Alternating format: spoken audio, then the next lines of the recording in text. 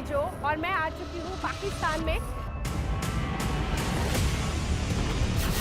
26/11च्या हल्ल्याच्या आधी 2002 ते 2005 या दरम्यान हेडलीनं आधी पाकिस्तान आणि त्यानंतर 5 वेळा भारताला भेट दिली.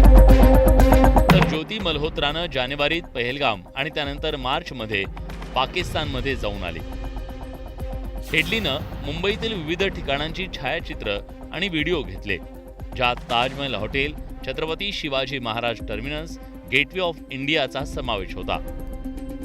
ज्योतीनंही यूट्यूबर म्हणून भारतातील अनेक स्थळांची तसंच सीमा भागातील व्हिडिओ पाकिस्तानसोबत शेअर केल्याचा आरोप आहे. पाकिस्तानच्या ISIशी डेव्हिड हेडलीचा संबंध होता. हेडलीनं मेजर इक्बाल या ISI अधिकाऱ्याशी संपर्क साधला आणि त्याला माहिती दिली. ज्योती मल्होत्रा पाकिस्तानी उच्चायुक्तालयातील कर्मचारी दानिशच्या संपर्कात होती. दानिशच्या माध्यमातून ती ISIशी जोडली गेली. हेडलीचं मूळ नाव दाऊद सय्यद गिलानी होतं, पण त्यानं डेव्हिड कोलमन हेडली हे नाव स्वीकारलं आणि फसव्या कागदपत्रांच्या द्वारे भारतात प्रवेश केला. ज्योती मल्होत्रानं तपास यंत्रणांची दिशाभूल करण्यासाठी दानिशचं नाव जट्ट रंधवा या नावानं सेव्ह केलं. तसंच तिनं दानिशच्या मदतीनं अनेकदा पाकिस्तानात प्रवेश केल्याचं समोर आलं.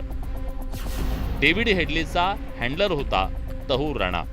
ज्योती मल्होत्राचा हँडलर दानिश असल्याचं समोर आलं.